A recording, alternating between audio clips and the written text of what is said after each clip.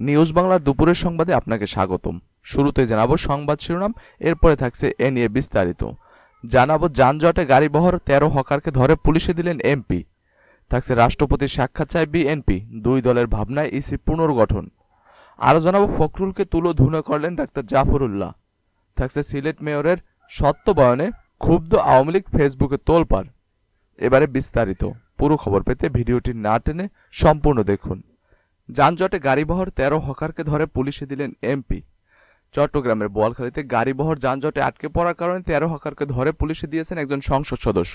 শুক্রবার সকাল 11:30টার দিকে চট্টগ্রাম ৮ আসনের এমপি মোসলেম উদ্দিন আহমেদ উপজেলা সদর অতিক্রম করার সময় এ ঘটনা ঘটে। জানা যায়, সকালে উপজেলা সদর অতিক্রম করার সময় যানজটে পড়ে এমপির গাড়িবহর। এ সময় তিনি গাড়ি থেকে নেমে ফুটপাতে হকারদের উচ্ছেদের নির্দেশ দেন। তিনি নিজেও উচ্ছেদ অভিযানে নেতৃত্ব দিয়ে ১৩ হকারকে ধরে পুলিশের হাতে তুলে দেন। এমপি মোসলেম উদ্দিন আহমেদ বোয়াখালীর একটি সড়ক উদ্বোধনের জন্য করলডেঙ্গা ইউনিয়নে যাচ্ছিলেন বলে জানিয়েছেন এমপির ব্যক্তিগত সহকারী মোহাম্মদ মামুন। বোয়ালখালী থানার ভারপ্রাপ্ত কর্মকর্তা ওসি মোহাম্মদ আব্দুল করিম বলেন, উপজেলা স্বাস্থ্য কমপ্লেক্সের গেটের সামনে সড়ক দখল করে মালামাল রেখে জনসাধারণ ও যান চলাচলে বিঘ্ন সৃষ্টি করায় তাদের আটক করা হয়েছে। আটকদের বিরুদ্ধে মামলা দায়েরের পর আদালতে সোপর্দ করা হয়েছে। তিনি জানান, বারবার সব ভাসমান হকারদের উচ্ছেদ করলেও তারা আবার সংঘবদ্ধ হয়ে ফুটপাত ও সড়ক দখল করে বসে পড়েন। আজকে এমপির গাড়িও আটকে পড়ছিল। স্থানীয়রা জানান, উপজেলা পরিষদের সামনে থেকে বুড়িপুকুর পার পর্যন্ত ভাসমান হকার ও যত্র গাড়ি পার্কিংয়ের জন্য নিত্য যানজটের কারণে ২ মিনিটের পথ যেতে আধা ঘন্টা লেগে যায়। এতে অফিস ও হাসপাতালগামী মানুষজনকে ভোগান্তিতে পড়তে হয়। এদিকে রাষ্ট্রপতির সঙ্গে সাক্ষাৎ চায় বিএনপি।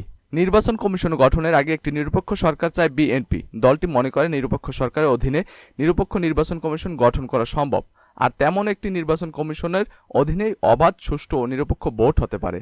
না হলে আওয়ামী লীগ সার্চ কমিটি করুক বা নতুন আইনেই করুক, তাতে একটি গ্রহণযোগ্য ইসি গঠন হবে না, সুষ্ঠু ভোটের পথ সুগম হবে না।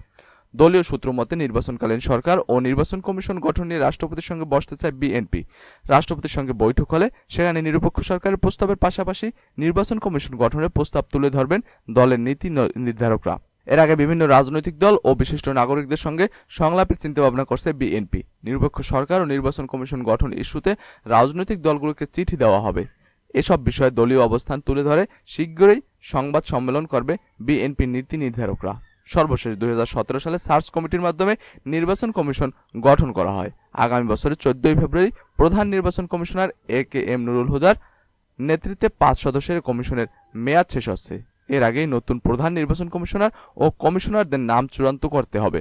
বর্তমান নির্বাচন কমিশন গঠনের আগে রাষ্ট্রপতিকে চিঠি দিয়েছিল বিএনপি। পরে রাষ্ট্রপতির সঙ্গে সংলাপেও বসেছিল তারা, যদিও ওই বৈঠক ফলপ্রসূ হয়নি বলে দাবি বিএনপির।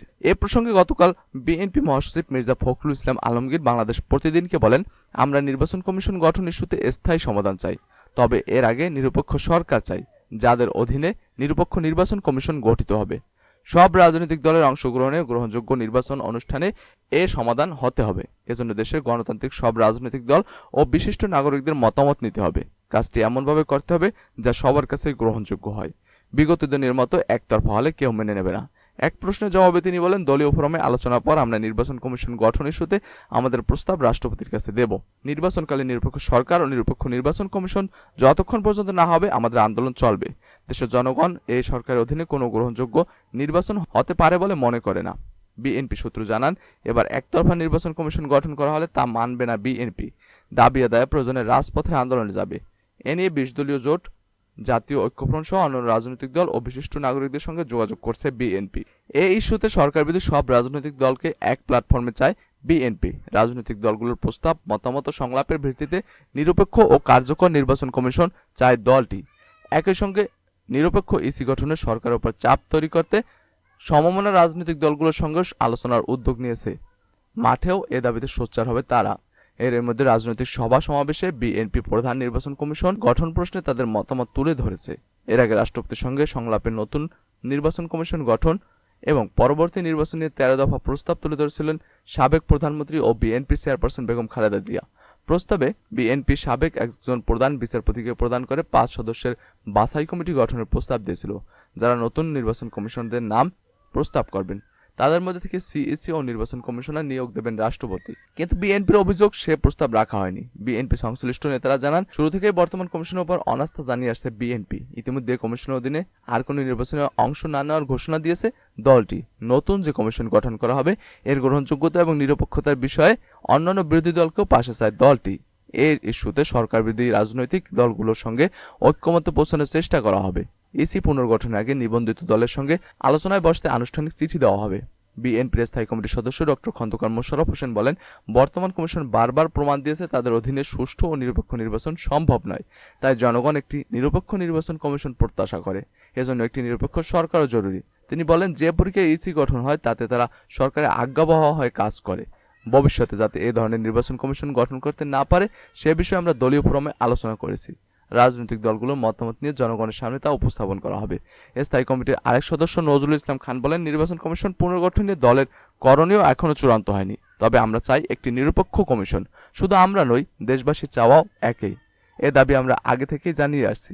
একটি অবাধ ও সুষ্ঠু নির্বাচনের পূর্বশর্ত হলে নিরপেক্ষ নির্বাচন কমিশন। দলীয় কমিশন হলে নির্বাচন কতটা নিরপেক্ষ হয় তা আমরা কয়েক বছর ধরে দেখছি। সুতরাং সুষ্ঠু ভোটের জন্য নির্দলীয় নিরপেক্ষ সরকার জরুরি। একইভাবে নিরপেক্ষ নির্বাচন কমিশনও অতি জরুরি। ফখরুলকে তুলোধুনা করলেন ডাক্তার জাফরুল্লাহ। বিএনপি মহাসচিব মির্জা ফখরুল ইসলাম আলমগীরকে এবার তুলোধুনা করেছেন গণস্বাস্থ্য কেন্দ্রের প্রতিষ্ঠাতা ও ট্রাস্টি ডাক্তার জাফরুল্লাহ চৌধুরী। ফখরুল সহ দলটির কর্মীর উদ্দেশ্যে জাফরুল্লাহ বলেন, আমি চাকর বাকরের কাছে ক্ষমা চাইছি। এ রাজনৈতিক নেতাকর্মীদের চাকর বাকরের গুণাবলীও নেই। শুক্রবার বিকেলে রাজধানীর কেন্দ্রীয় শহীদ মিনারে এক অনুষ্ঠানের প্রধান অতিথির বক্তব্যে তিনি একথা বলেন। গত 7 সেপ্টেম্বর আন্তর্জাতিক সংবাদ মাধ্যম ডয়সে ভেলে বাংলাকে দেওয়া এক সাক্ষাৎকারে ফখরুল সম্পর্কে ডাক্তার জাফরুল্লাহ চৌধুরী বলেছিলেন, বেচারা বাড়ির চাকর বাকরের মতো আছে। সেই বক্তব্যের জেরে শুক্রবার জাফরুল্লাহ বলেন, আমার সাম্প্রতিক কিছু বক্তব্যে আমার রাজনৈতিক সেনাস্পদ ব্যক্তিরা মনক্ষুণ্ণ হয়েছেন, কষ্ট পেয়েছেন। তাদের চাকর বাকরের সঙ্গে তুলনা করেছি। আমি চাকর বাকরের কাছে ক্ষমা চাইছি। এ রাজনৈতিক কর্মীদের চাকর বাকরের গুণাবলীও নেই। তাদের না আছে কবজিতে জোর, না মাথা গড়নের অধিকার আছে। বাড়িতে চাকর বাকরকে যেভাবে ইচ্ছা অত্যাচার করেন, একসময় ঘাড়তারা করে বলে যে থাকুক আপনার চাকরি, বাড়ি চলে গেলাম। এই রাজনৈতিক কর্মীদের একজনেরও তা নেই। চাকর বাকর ভাইয়েরা, আপনাদের আমি ছোট করেছি, আপনাদের কাছে ক্ষমা প্রার্থনা করেছি। এর আগে গত 2 সেপ্টেম্বর জাতীয় প্রেস ক্লাবে এক সভায় বিএনপির ভারপ্রাপ্ত চেয়ারম্যান পদে তারেক রহমানকে দায়িত্ব দেওয়ার সমালোচনা করেন ডাক্তার জাফরুল্লাহ। তিনি বলেন, বিএনপির গঠনতন্ত্র মেনে তারেক রহমানকে এই দায়িত্ব দেওয়া হয়নি। তার এই বক্তব্যের প্রতিক্রিয়ায় 6 সেপ্টেম্বর ঠাকুরগাঁও কালীবাড়ির নিজ বাসভবনে সাংবাদিকদের সঙ্গে মত বিনিময়কালে জাফরুল্লাহ সমালোচনা করে বিএনপি মহাসচিব মির্জা ফখরুল ইসলাম আলমগীর বলেন, জাফরুল্লাহ সাহেবের বয়স হয়ে গেছে। তিনি অত্যন্ত সম্মানিত, জ্ঞানী ও গুণী লোক, কিন্তু বয়স হয়ে গেলে মানুষকে উল্টোপাল্টা কথা বলতেই পারেন। তারেক রহমানকে নিয়ে তার মন্তব্যটা যুক্তিসঙ্গত না। আজ ফখরুলের সেই সমালোচনার জবাব দেন জাফরুল্লাহ চৌধুরী। তিনি বলেন, আমি তারেক রহমানের জায়গায় জাইমা রহমানকে ক্ষমতা দিতে বলিনি, বলেছি তাকে রাজনীতি শিখতে দিন, রাজপথে আসতে বলেন। রাষ্ট্রের দায়িত্ব নিতে হলে রাজপথে হাঁটতে হয়। অনেকে আমার কথায় কষ্ট পেয়েছেন বলে দুঃখিত। আমার বয়স হয়েছে, এটা একদম সঠিক, কিন্তু কথায় কথায় আমাকে বিদেশে গিয়ে চিকিৎসা করাতে হয় না। কারণ আমার সততা ও সাহস, আমি জনগণের পক্ষের লোক, আমার অন্য কেউ নেই। ছাত্র অধিকার পরিষদের নবনির্বাচিত কেন্দ্রীয় কমিটির পরিস্থিতি সভা উপলক্ষে অনুষ্ঠানের আয়োজন করা হয়। অনুষ্ঠানে আরও বক্তব্য দেন ডাকসুর সাবেক ভিপি নুরুল হক নূর, গণসংহতি আন্দোলনের সমন্বয়ক জোনায়েদ সাকি, ঢাকা বিশ্ববিদ্যালয়ের আইন বিভাগের চেয়ারম্যান অধ্যাপক ডক্টর আসিফ নজরুল প্রমুখ।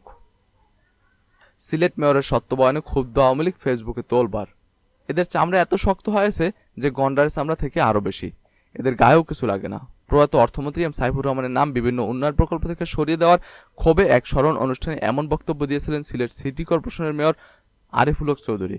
তার সমর্থকেরা সত্যবয়ন নাম দিয়ে এই বক্তব্যের ভিডিও সামাজিক যোগাযোগ মাধ্যম ফেসবুকে প্রচারও শুরু করেন। বিএনপি নির্বাহী কমিটির সদস্যদের এমন বক্তব্য নিয়ে আওয়ামী লীগ নেতাদের মধ্যেও প্রতিক্রিয়া দেখা যায়। সর্বশেষ আজ শুক্রবার সন্ধ্যায় সিলেট মহানগর আওয়ামী লীগের সহসভাপতি আসাদ উদ্দিন আহমেদ তার ফেসবুক আইডি থেকে দীর্ঘ একটি স্ট্যাটাস দিয়েছেন। তাতে মেয়রের বক্তব্য প্রত্যাহার করার আহ্বান জানিয়ে তিনি লিখেছেন, কার হক দায় খাওগো বান্দি ঠাকুর চেনো না। সিলেট অঞ্চলের প্রচলিত এই প্রবাদের অর্থ দ্বারায় মনিবের আশ্রয় প্রশ্রয় থেকে মনিবকে অবজ্ঞা করা। আসাদের ফেসবুক স্ট্যাটাসটি তার অনুসারীরা প্রচার শুরু করেছেন। এমন প্রতিক্রিয়ায় বিএনপি, আওয়ামী লীগ সহ স্থানীয় রাজনৈতিক অঙ্গনে আরেক আলোচনার জন্ম দিয়েছে। আসাদ উদ্দিন আহমেদ সিলেট মহানগর আওয়ামী লীগের সাবেক সাধারণ সম্পাদক। 2018 সালে সিটি কর্পোরেশন নির্বাচনে তিনি দলীয় মনোনয়ন প্রত্যাশী ছিলেন। রাতে মুঠোফোনে জানতে চাইলে আসাদ প্রথম আলোকে বলেন, আরিফুল হকের বক্তব্য কটূক্তিমূলক। এর জবাবে তার মতো করে কিছু বললে অশালীন হতো। এজন্য আমি আমার প্রতিক্রিয়া শেষে একটি প্রবাদ বাক্য দিয়ে প্রতিক্রিয়া জানিয়েছি। গত 5 সেপ্টেম্বর সাইফুর রহমানের 12তম মৃত্যুবার্ষিকীর দিনে মৌলভীবাজারের স্মরণসভায় সিটি মেয়র আরিফুল হক চৌধুরীর দেওয়া বক্তব্যের ভিডিও সত্যবয়ান হিসেবে প্রচার করা হয়। সেখানে মেয়র বলেন, এই অঞ্চলে সাইফুর রহমানের যে স্মৃতিগুলো থেকে সাইফুর রহমানের নাম মুছে ফেলে দেওয়া হয়েছে, তেমনি আমাদের নেত্রী খালেদা জিয়ার নামও মুছে ফেলা হয়েছে। আমাদের নেতা শহীদ জিয়াউর রহমানের নাম মুছে ফেলেছে, কিন্তু মুছে ফেললেও মানুষের মুখ থেকে নতুন নাম উচ্চারণ করতে পারছে না। মানুষ এখনো জানে সেই বিশ্ববিদ্যালয়, সেই ইঞ্জিনিয়ারিং কলেজ, আজকে যেটা গর্বকর বলেন বিভাগীয় স্টেডিয়াম। যাই বলেন না কেন, এই অঞ্চলে বলতে গেলে অনেক বলতে হবে। আমি শুধু বলবো, এদের সম্পর্কে কিছু বলে লাভ নেই। এদেরকে ধিক্কার দেওয়া ছাড়া কোনো বক্তব্য আমার মুখে আসতেছে না। এদের চামড়া এত শক্ত হয়েছে যে গন্ডারের চামড়া থেকে আরো বেশি।